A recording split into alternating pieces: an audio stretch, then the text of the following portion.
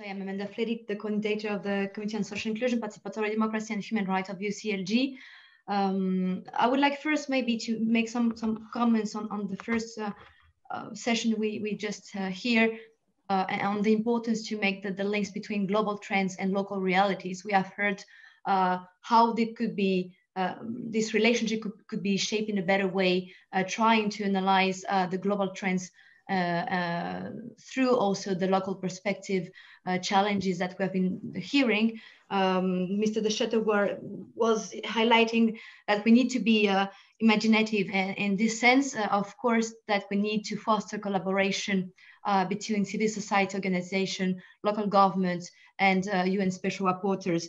That's our responsibility, and that's why we are here today, to see how we can make how we can take a step forward in this collaboration, concretely engaging with the civil society movements, but also with the local government and their constituency, to make these challenges concrete and the responses also. So we will launch the second roundtable. Maybe we could have the slides. So during this second roundtable, we'll be exploring how we can foster systematic collaboration with civil society and local and regional governments using different existing and potentially new mechanisms. I would also say that in this context of the pandemic, of course, we have seen a lot of impacts on the way to think the policies, to think the challenges at the global level. And I would also like to ask the special rapporteurs how they have been affected in the work, and what are the paths that could be open for innovation and adaptation to respond to the new challenges, and especially in this context of collaboration between our different kind of stakeholders. I would invite Mrs. Dubravka Simonovic to maybe share her first comment on that. We heard the really interesting experience of Iztapalapa. The mayor was sharing the way they are being creative on local policies, and the way they are being very active to respond to this challenge.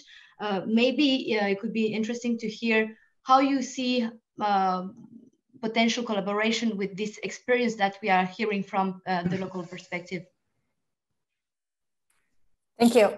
From perspective of my mandate, it is really very visible that this collaboration is very much needed. And at the beginning of the COVID-19 pandemic, I have issued a call for all stakeholders to send me very clear examples and information and data about lockdown measures and their relationship with gender-based violence against women, because at the beginning it was not clear if there is increase, or the statistical data from many countries did not show immediately increase of specific forms of gender-based violence against women, but later on it was clear that there is actual increase of different forms of gender-based violence against women.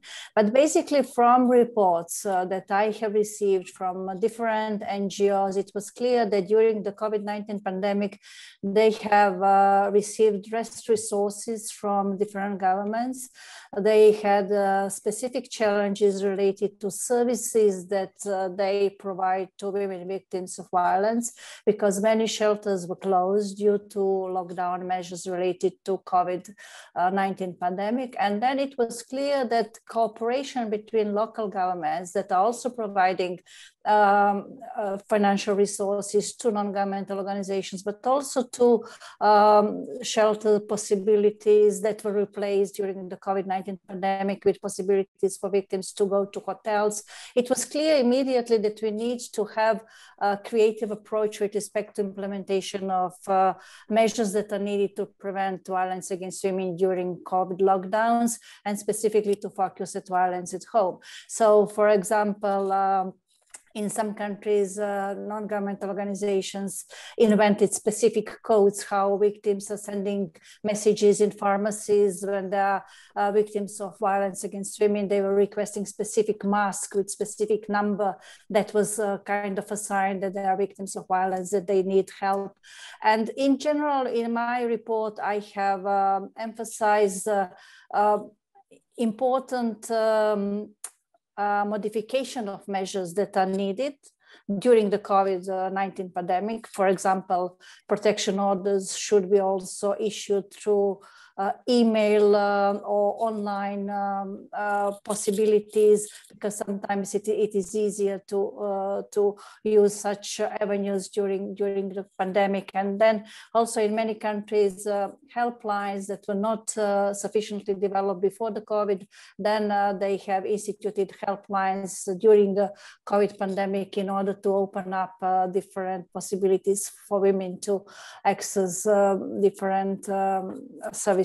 So I think that this collaboration that is really needed between non-governmental organizations and local governments was really visible during the COVID-19 pandemic, and that we need to learn a lesson from this, because all those measures that are needed to prevent violence against women and to provide many services are related to good cooperation between local governments and non-governmental organizations that are operated with respect to those measures and special procedures. Like my mandate, when we are visiting states, we are going to such local places. We are seeing our recommendations as a global recommendations that are addressing the whole state, but they are based on what we are seeing at the local level at the end. Thank you. Thank you very much, Mr. Simonovic, for your sharing your thoughts. Maybe highlighting also that during the Cities Are Listening experience that UCLG has opened over the past months, we have been hearing the importance of the local policies regarding this violence against women, and I think we also understand as a constituency the importance to have these local choices made, and we heard the experience of local governments who had opened this helpline you were talking about, 24 hours, these shelters, and we hope that we will have a strong collaboration with you to support this kind of policies made by local governments.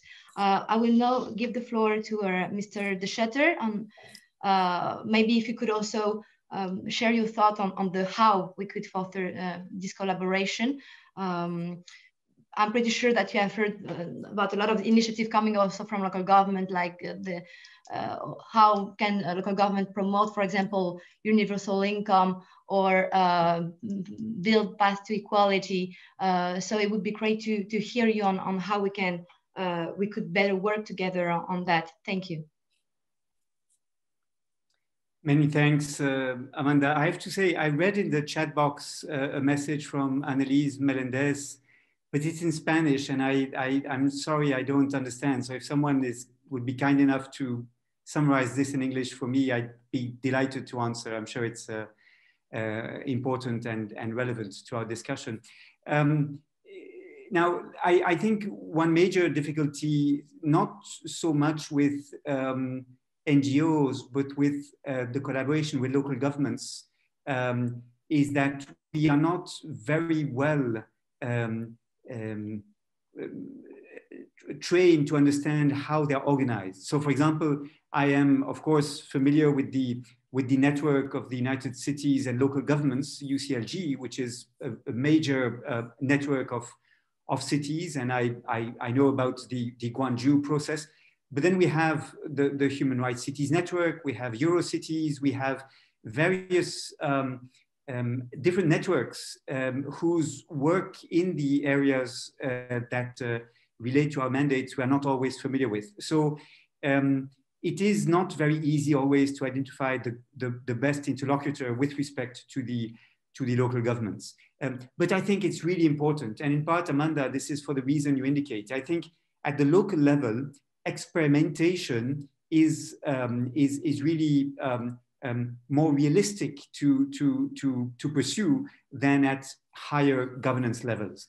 And for example, I've been working quite a lot on an initiative of French municipalities, which is called Territories Zero Long-Term Unemployed, Territoire Zéro Chômeur Longue Durée. And this is an experiment in which now 60 municipalities in France commit to having no long-term unemployed under their jurisdiction by providing employment, subsidized employment to these unemployed persons, which is actually less expensive for them than to subsidize unemployment benefits. It requires some coordination with the the national level that provides unemployment benefits, and that shall subsidize this initiative, but it's the right to experiment at the local level that is being promoted here. And I think it's really important. Let me give you another example. On 19th of January, just a few days ago, there was a decision by the European Court of Human Rights in a case called Lacatus versus Switzerland that considers it's a violation of the right to respect for private and family life to impose a fine on a person who was begging in the streets in Switzerland and had been fined 500 Swiss francs, which that person could not pay, so that she had to spend 3 days in jail for being unable to pay the fine. Now, this is a lesson for all municipalities, right, who do not know whether their approach to people begging on the streets is acceptable from the point of view of human rights. And I would very much like to have interlocutors amongst municipalities to share that judgment and to identify the best practices with respect to how to deal with these issues. But not very easy for me to identify the right interlocutor. So again, this is one long way of saying thank you for allowing this dialogue to take place. Thank you. Thank you very much for your comments. I will now go to Michael Fakhri, because food, well, right to food has been one of the topic which has been raised during the pandemic, not an easy topic for local and regional governments, but a huge preoccupation that we're raising among our constituency at UCLG. We have heard a lot of experience of local government and also local organization really developing new initiatives with, for example, providing food baskets, or also trying to make better connection between, as you were mentioning, rural spaces and urban spaces, creating this kind of local ecosystem regarding the right to food. So the same question, how do you think we could, during your mandate, support this kind of policies, initiatives led by local stakeholders and responding to the priorities that you have been presenting on the first part? Thank you, Amanda. So admittedly, I'm new to this space and to these different networks. And so step one is, me just showing up, which these days is becoming more and more difficult, So just let me start with my general theory of change and then get more specific. So for me, before you have a good idea, you need to organize. And of course, you need good ideas, but you need ideas that help people organize and come together. So for me, change comes from organized movements, and it comes from new relationships of solidarity, new friendships. And the difficulty of the pandemic, there's two difficulties that's been at play, is one, it's made inequality even worse. Some people are better off because of the pandemic. Some people are richer, some people are going to come out better, and most people are slipping behind. So the pandemic is not done yet, as someone pointed out. So we're all coming out more tired, weaker, harder to organize. Social movements, and I want to be specific. No, we're using very loose terms now, NGOs and civil society. Social movements, specifically in trade unions, are suffering and are having harder time representing their own interests. So that voice is being, so for me, I'm trying to think, what can I do and others do to empower people to articulate their own demands, right? A city, any government is only as powerful as its people in the end.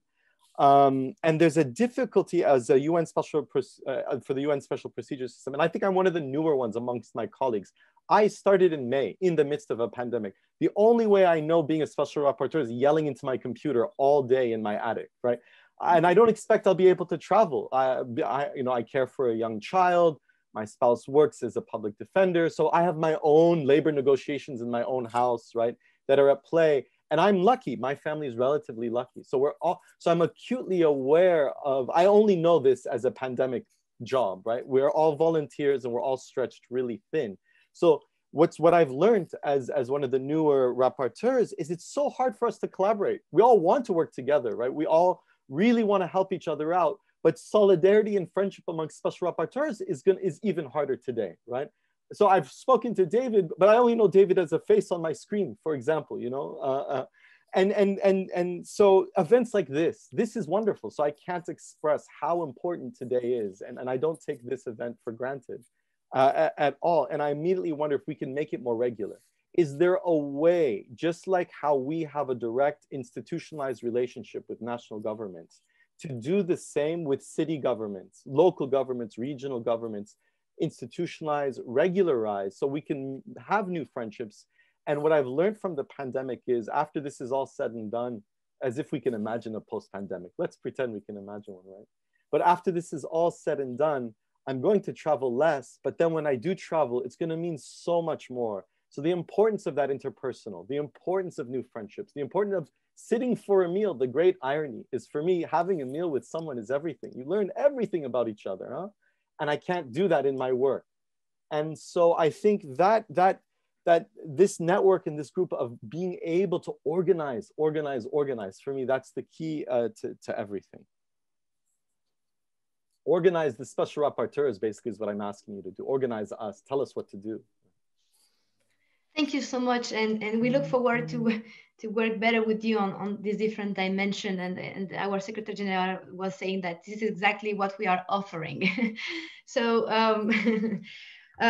so we'll go next to our last special rapporteur, Mr. Boyd. Same question, maybe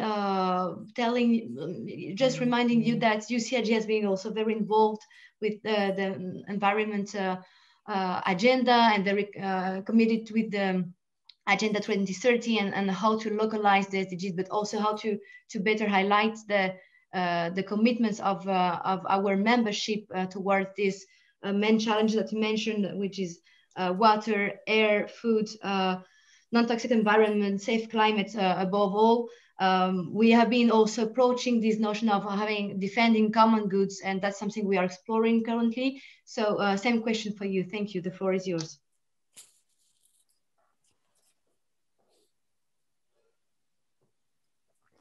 Mr. Boyd?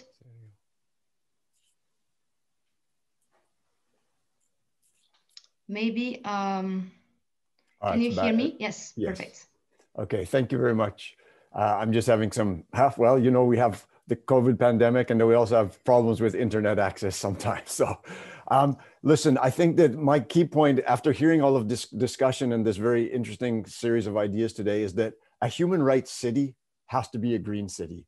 And there's so much that local governments can do to promote both human rights and sustainability. So whether we're talking about transportation in the city, you know, prioritizing safe infrastructure so that people can walk, so that people can ride their bikes, so that there's an effective and efficient public transportation system.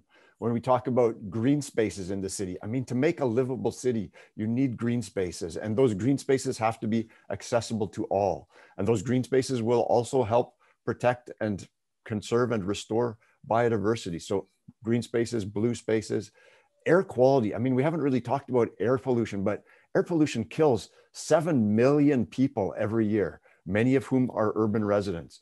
That's over 100 million people who have died prematurely from air pollution just in the last 20 years. And so there's very interesting economic literature and research that's been done that shows that the costs of addressing air pollution and the benefits of addressing air pollution, while simultaneously addressing climate change, actually work out to net benefits. So $1 invested in reducing air pollution produces health benefits that are worth more than $1. So it's just terrific investments, and cities have a huge role to play, whether it's reducing pollution from transportation, industry, open burning, or even people using antiquated cook stoves in their homes that are creating huge amounts of indoor pollution, which then also influences outdoor pollution. Access to safe drinking water and adequate sanitation facilities, another responsibility that often is held by local governments. And so, you know, the whole list of actions that are needed today to bring us to fulfilling the right to a healthy environment is really, a lot of it falls on the shoulders of local governments. And so finding ways that we can work together to bring more resources, more capacity to local governments to tackle these challenges, I think is one really important structural change that needs to be made. In a lot of countries, local governments simply don't have the tools or the resources to address these problems that are really being felt at the local level by their residents. And so I think that's critically important. And I spent a number of years prior to becoming the Special Rapporteur on Human Rights and the Environment. I was the co-chair of the City of Vancouver's Greenest City Initiative in Vancouver in Canada, an absolutely beautiful city. And what we learned in the process was that you have to put equality and human rights at the heart of it in order to move forward effectively. I'll give you one tangible example. You know, we did a complete mapping. We wanted everyone in the city of Vancouver to have access to a green space within a 10-minute walk of their home. And when we mapped that out, we found that there was one area of the city where people didn't have access to green space within a 10-minute walk, but that was in the wealthiest neighborhoods where they had these, you know, huge lawns and huge residences. And so we thought, well, we don't really need to spend our limited resources making new parks, new green spaces in the wealthy neighborhoods. So we looked at it for a different indicator, and we came up with green coverage, basically the tree canopy. And that's where we found that there were fewer trees, fewer plants, fewer greeneries in the poorer parts of Vancouver. And so that's where the city is putting its effort. So really prioritizing the needs of the most vulnerable people will help us to achieve green cities, human rights cities, and healthy cities together. Thank you. Thank you very much for sharing your comments here, Mr. Boyd. I would like now to invite the representative of HIC and Global Platform of the Right City to share with us the first reactions. We know that Mrs. Allen is not with us today, and Yolande, the floor is yours. Thank you very much, and hello again, everybody. And best greetings and apologies also from Adriana Allen, who is the HIC president and was not able to make it at short notice today. Thank you for your interventions. I think they really echo and reflect a lot of what HIC and the Global Platform for the Right to the City have been thinking about and talking about, particularly in light of identifying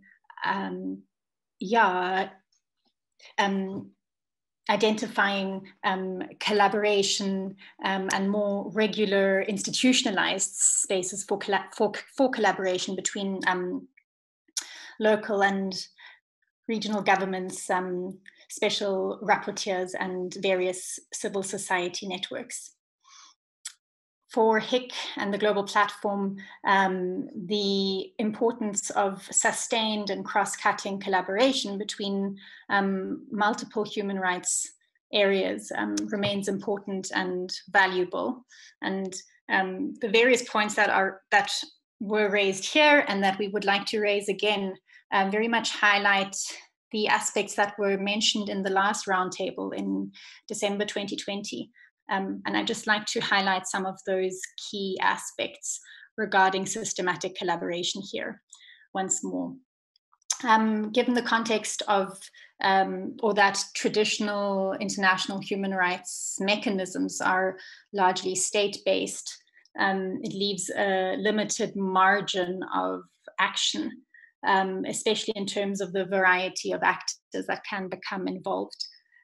And so one of the key points that we'd like to make is that there is a need to advance stances of plurilateralism. This is a term that our president, Adriana Allen, had coined in the last round table as well. And by that also really referring to cross-cutting collaboration. And within that, emphasizing the key role of cities and local governments, as well as civil society actors and academic actors. And of course, such an approach can only take place when discussion and deliberation becomes accessible.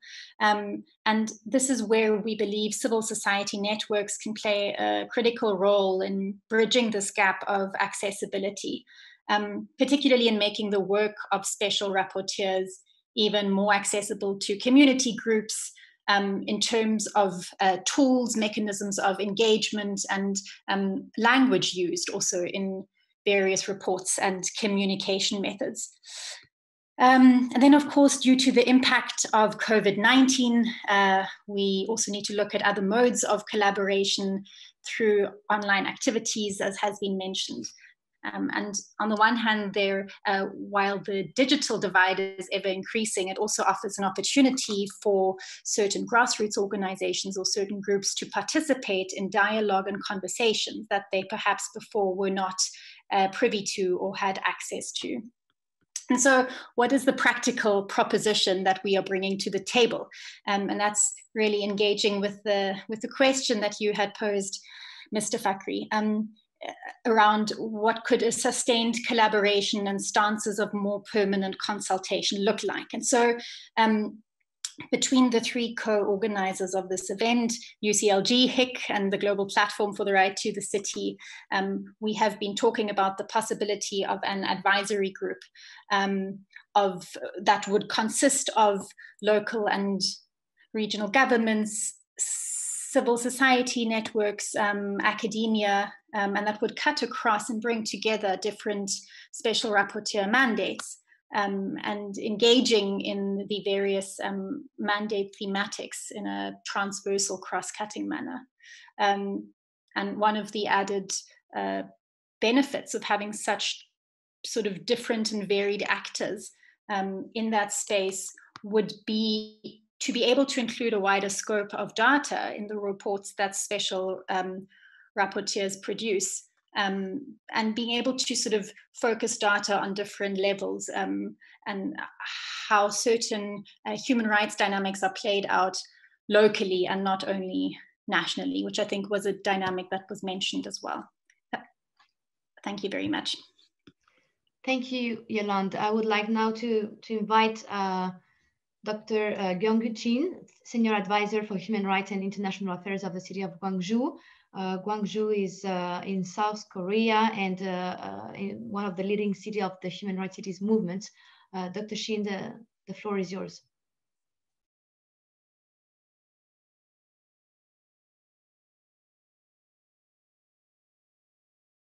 We cannot hear you. You need to unmute yourself.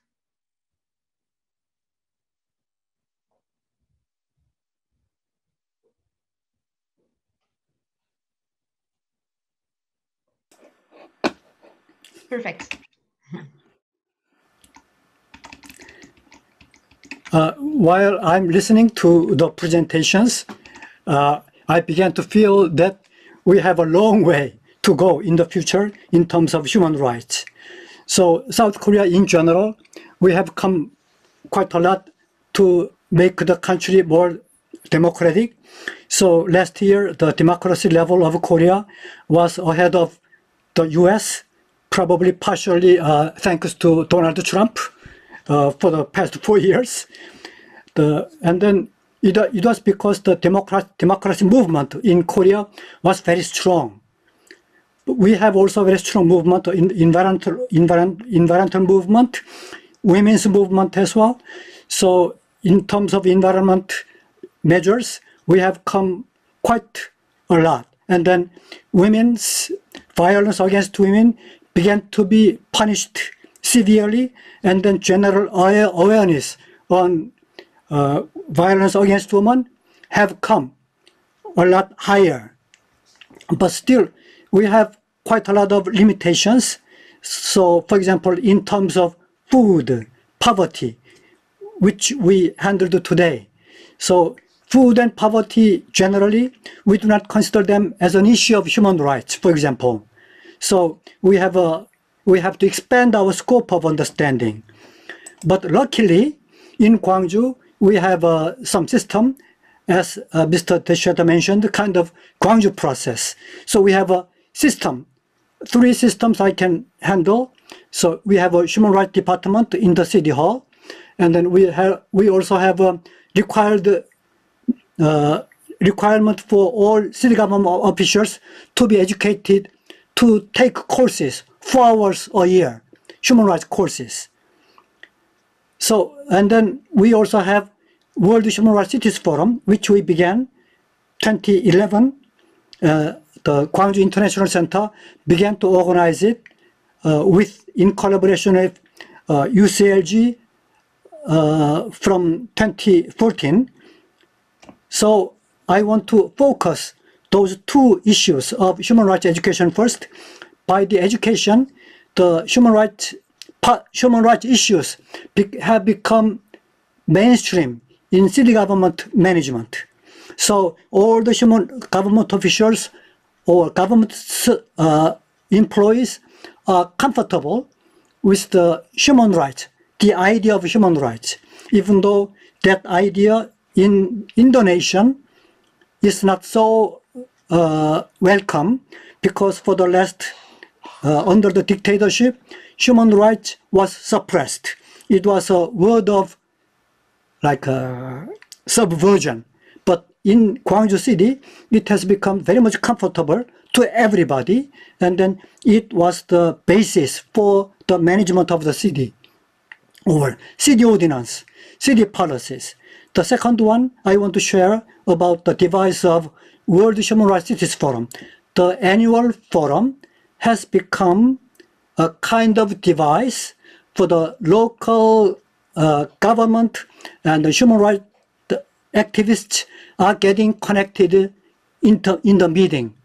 So it provides grounds, platforms for immigrants, different sectors of the people, including the vulnerable classes. So through that mechanism, we have learned a lot, and then we are expanding our scope of understanding. So I'm sure that Gwangju City is becoming more and more human rights friendly, and then because we have been exposed widely to the general issues of human rights, now we are learning about the food, poverty as one of the issues of human rights. Hope in the future, I hope to work with you, like Professor Michael Faulkner for food, and then Professor Olivier de Schutter on poverty. Hope I need your involvement in the future and your expertise. Thank you for your attention. Thank you very much, Dr. Shin. Indeed, the World Human Rights Cities Forum is one of the examples on how we could build a better structural dialogue between local government, UCLG, and the UN mechanism, and that's have been improving over the year. Also, maybe mentioning that Gwangju, as other city of UCLG, has been contributed a lot to the annual reports of some special rapporteurs, especially on the right to housing. That's something, also an idea that could be explored.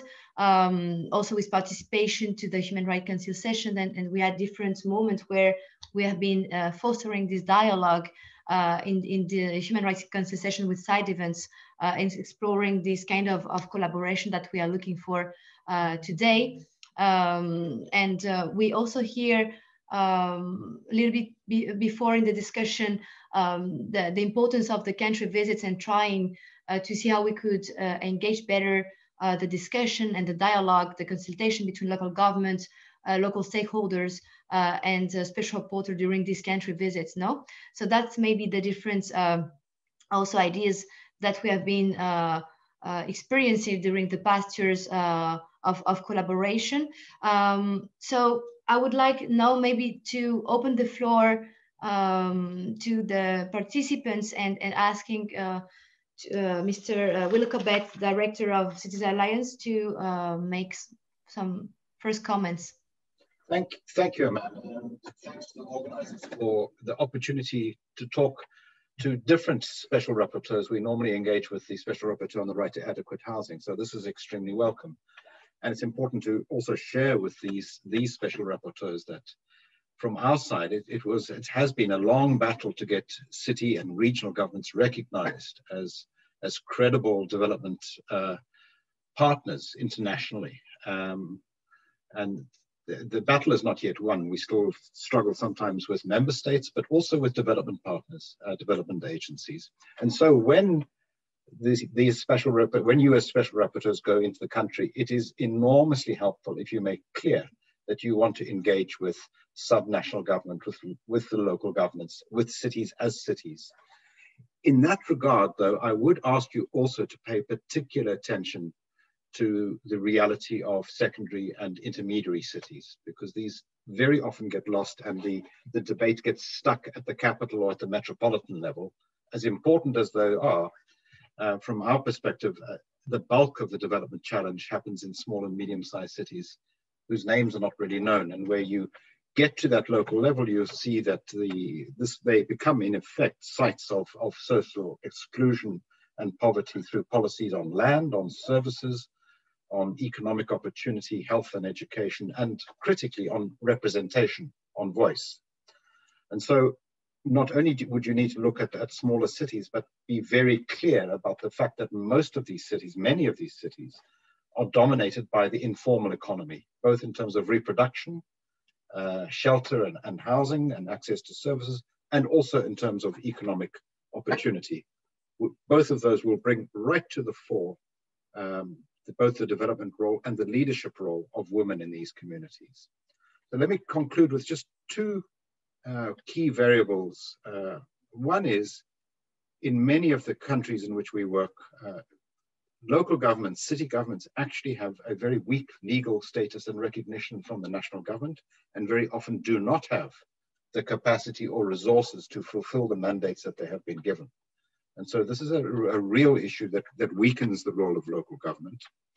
And on the parallel, particularly in this environment made worse by COVID, there's an absolute absence of funding and resources to help build organizations that represent the urban poor. Funding is going to projects and things that can be photographed rather than building this capacity. And just in concluding, I think the point that Olivia de Schutter made about the line of delivery between the local state and the community organization, civil society, is a key debate that we would be very much welcome to expand much further. Thank you very much for the opportunity. Thank you, Mr. Corbett. I'm seeing that there is a Rocio Lombera who is also raising her hand. That would be our last intervention, as we're running late already. Thank you. Rocio, the floor is yours. Sí, muchas gracias por estar aquí en esta interesante plataforma que nos permite intercambiar pues, muchas cuestiones que son relevantes para fortalecer la acción tanto de la sociedad civil como de los gobiernos locales, y en este caso justamente poder canalizar muchos planteamientos a través de los relatores especiales. Gracias por las palabras de todas y todos. Dos, tres comentarios que queríamos hacer desde Iztapalapa a raíz de las palabras de los relatores y de los comentaristas de la plataforma global de HIC. Saludos también a nuestros compañeros. Hay muchos gobiernos locales, porque decía el señor de Schutter que pues sí, ahí está siempre esta dicotomía entre la tecnocracia y el estar abajo, ¿no? Con la gente, pero yo creo que hay muchísimos gobiernos locales, el caso de Iztapalapa, que es emanado y hermanado con las luchas sociales. Emana de ahí, emana de los movimientos sociales. El caso de Guangzhou también es destacado. Y ahí hay una serie de prácticas sociales en los diferentes temas que se han tocado aquí: medio ambiente, alimentación, violencia contra las mujeres, en fin, que han sido prácticas sociales exitosas o con mucho aporte, y que han logrado escalarse a ser políticas públicas de gobiernos locales gracias a este hermanamiento, y que amplían entonces la posibilidad de cobertura gracias a los recursos que están en juego y tienen un mayor impacto en beneficio de las poblaciones. La cuestión de la integración y transversalización de diversos programas para responder al conjunto de derechos, y también de diversos actores y ámbitos, desde lo social, lo gubernamental, lo académico, lo público, pues ha sido una cuestión clave, yo creo, para poder dar cuenta y poder responder a la profundidad de las causas que implica la violación de derechos, y creo que eso ha ayudado mucho en el caso de los programas y acciones públicas que hemos lanzado en Iztapalapa, esta integración de una serie de elementos de derechos.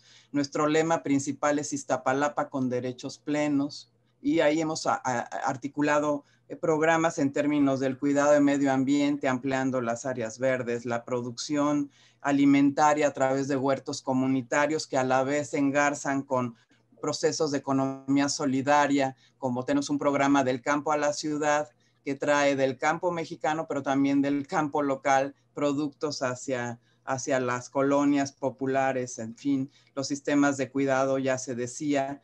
Hubo un programa muy importante en la pandemia que queremos colocar, que articula muchos elementos de los aquí dichos. Mercomuna se llama, todavía lo continuamos hasta abril, esperando salir de esto. Es mercado, comunidad, abasto y alimentación, justo algunos de los temas colocados, que consiste en que el dinero público de los impuestos de los ciudadanos se transfieren a 200,000 familias prácticamente en Iztapalapa, mes con mes, y es un vale, una moneda local prácticamente, que se aplica solo en los comercios de barrio, en los comercios locales. Por lo tanto, ese mismo recurso beneficia a las familias, beneficia a los comercios locales y también se devuelve de alguna manera el bienestar ahí al conjunto de la población de manera muy amplia. Entonces, esta integración, esta transversalización es muy importante. Ya Clara decía en el programa Siempre Vivas todas las instituciones que están, tanto del gobierno federal, local y de la alcaldía ahí, y de la sociedad civil, en fin, organismos autónomos. La perspectiva territorial que manejaba Nelson Saule, algo muy fundamental, porque es lo que, como un método de trabajo que da cercanía, que da inclusión, participación, y por último lo del cambio cultural que también se menciona, manejar los elementos, los lemas, los nombres, los símbolos, en fin. Creo que para esta relación entre gobiernos locales, sociedad civil y relatores, además de lo planteado por Hick, creo que podríamos pensar en un mecanismo más permanente y cotidiano para poder estar intercambiando preocupaciones, problemas, soluciones, o sea, un espacio donde podamos estar en relación más constante y no tan intermitente o luego tan larga, ¿no? O sea, si hubiera un espacio donde podamos mandar unas pequeñas fichas desde los gobiernos y establecer también una parte que sea de preocupaciones que tengamos día con día en lo cotidiano, experiencias que pensamos puedan ayudar a tener, y datos, incluso datos concretos de cómo está esa problemática en nuestras ciudades, sería algo interesante. Gracias.